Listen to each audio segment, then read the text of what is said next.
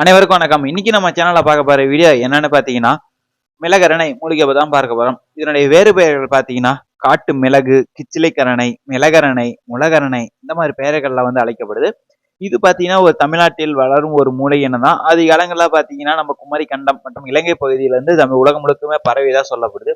ஆனா இப்ப நாங்க சாதாரண நெட்ல நீங்க சர்ச் பண்ணி பாத்தீங்கன்னா சீனாவிலும் தென்னாப்பிரிக்கால இந்த மூலிகை இனங்கள் அதிகமா காணப்படும் சொல்லப்படும். தமிழகம் எங்கும் சீர் காடுகளையும் வளரும் ஒரு மூலிகை இனம். இதனுடைய பயன்பாடு பகுதிகள்லாம் பார்த்தீங்கன்னா இலை, காய், வேர், பட்டை முதல்ல எல்லாமே பயன்படுத்தப்படுது.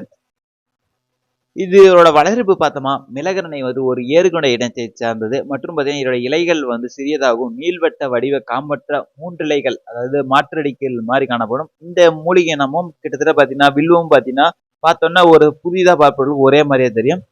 இந்த மூலிகை இனங்கள் 10 மீட்டர் வரையும் தாராளமாக படர்ந்து வளரும் ஒரு படர்கொடி வகை மற்றும் மர வகையை சார்ந்தது. இதனுடைய இலைகள் இளம் பச்சை நிறமாகவே காணப்படும் மற்றும் வாசனையுடையது, கிட்டத்தட்ட எலுமிச்சை பழம் வாசனையுடையது. ஆங்கிலத்தை பார்த்தீங்கன்னா ஆரஞ்சு கிளைம்பார் அப்படின்னு சொல்லப்படும். இதனுடைய பூக்கள் பச்சையும் மஞ்சள் நிறமும் கலந்து காணப்படுறதுனாலே இதோடைய இனப்பெருத்திக்கு பார்த்தீங்கன்னா பறவைகள் அதிகமாக ஈர்க்கப்படுது. இதனுடைய பழங்கள் பார்த்தீங்கன்னா 5 to 7 மில்லிமீட்டர் வரைக்கும் தாராளமாக வளர்றதுனாலே இதோட பல சுவைக்கும் இதனுடைய இனப்பெருக்குதுன்னு பார்த்தீங்கன்னா இது இயல்பா ஒரு இடங்கள்ல சாதாரணமா ஒரு தடவை வளர்ந்துருச்சுன்னா அதை அழிப்பதுக்கு கடினமாக இருக்கும். இது காடுகளிலும் ஆற்றங்கரை வரங்களிலும் களிமண்ணிலையும் நன்கு சிறப்பாக வளரும். தமிழ்நாட்டில் பார்த்தீங்கன்னா எல்லா இடங்களிலுமே இருந்தாலும் இது முதலில் தென்னாப்பிரிக்காவில் தான் காணப்பட்டதுன்னு இப்போ சொல்லிட்டு இருக்கிறாங்க. அதுக்கப்புறம் பார்த்தீங்கன்னா மடகாஸ்கர், ஆசியா போன்ற நாடுகளும் பரவியதாக சொல்லப்படுது. ஆனால் நம்மளோட சித்திர பாடல்களிலும் இலக்கிய பாடங்களிலும் பார்த்தீங்கன்னா இந்த மூலிகை இனங்களை ஆதி காலங்களில் நம்ம ரசவர்த்தத்தையும் சிவபெருமானுக்கு ஒரு பூஜை பொருளாகவும் இருந்ததாக சொல்லப்படுது. இது ஒரு காரத்தன்மை உடைய ஒரு மூலிகையும் வெப்பத்தன்மை உடையதாகவும், அதாவது குண்டலினி சக்தியில பார்த்தீங்கன்னா இந்த மூலிகையும் ஒரு வகையா பயன்படுத்தப்பட்டதுன்னு சொல்லப்படுது.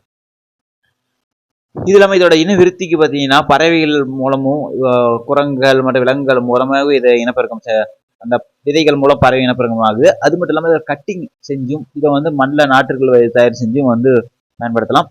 மருத்துவ பயன்களை பார்த்தீங்கன்னா பசி மிகுதல், முறை நோய் நீக்கல், களை அகற்றுதல், அப்புறம் கோலை அகற்றுதல், இருமல் சரி பண்றது, மலேரியா போன்ற நோய்களுக்கும் பயன்படுத்தப்படுது. மற்றும் பார்த்தீங்கன்னா நம்ம காய்ச்சல் மற்றும் தலைவலி, தலை பாரம் இருக்கிறவங்களுக்கு பார்த்தீங்கன்னா எப்படி நம்ம தைலந்தலை ஆவி பிடிக்குமோ அதே மாதிரி பார்த்தீங்கன்னா இந்த மூலிகை இனத்தையும் நம்ம ஆவி பிடிக்கும் போது, அதை தண்ணியில போய் கொதிக்க வச்சு ஆவி பிடிக்கும் போது நமக்கு நோய்கள் சரியாகுதுன்னு சொல்லப்படுது. சீனாவில் பார்த்தீங்கன்னா இந்த மூலிகை இனங்கள் யுனான் மாகாணத்தில் ஒரு புதை படிவமா கிடைத்தவே சொல்லப்படுது. அதாவது அந்த காலத்திலேயே, அதாவது நம்ம சீனா அப்ப தமிழர்கள் எந்த அளவுக்கு வர்த்தக ரீதியா அந்த மூலிகை இனங்களை பயன்படுத்தி இருக்கிறாங்கன்னு பாருங்க. இந்த இடம் பார்த்தீங்கன்னா ஆப்பிரிக்க நாடுகள், இந்தோனேசியா மற்றும் மலேசியா நாடுகளா பார்த்தீங்கன்னா ஒரு நாட்டு மருத்துவத்தில் இந்த மூலிகை டீ கஷாயத்துக்காக பயன்படுத்துறாங்க. அதாவது வயிற்றில் இருக்கிற அத்தனைக்கு வரைக்குமான கிருமிகளை கொல்றதுக்கு இந்த அளவு பயன்படுத்திட்டு இருக்கிறாங்க.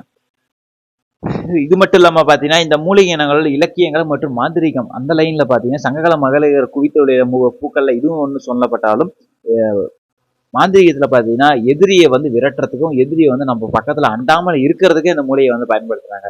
இந்த மூலிகை இனங்கள் சிவபெருமானின் ஒரு ஆக்ரோஷ சக்தி இருக்கிறதுனால இந்த மூலிகையை ஒரு எதிரியை நம்ம ஒரு அதாவது நண்பனை எவ்வளவு துரோகம் செஞ்சுட்டு இருந்தாலும் அவங்களை மனநிலை மாத்துறதுக்கும் அது எதிரியை விரட்டி வைக்கிறதுக்கு பயன்படுத்துறாங்க. ஆனா இது ரகசிய குறிப்புகள் தெரியல, கிடைச்சா நான் கம்யூனிட்டி போஸ்ட்ல இதோடைய முழு தீட்டில் கிடைச்சா உங்களுக்கு நான் போடுறேன். இதோடைய குணங்கள்லாம் பாத்தீங்கன்னா இதோட விலை, காய், வேர், பட்டை எல்லாமே பாத்தீங்கன்னா ஒரு கசப்பு சுவையிடவே மிகுந்ததாக இருக்கு.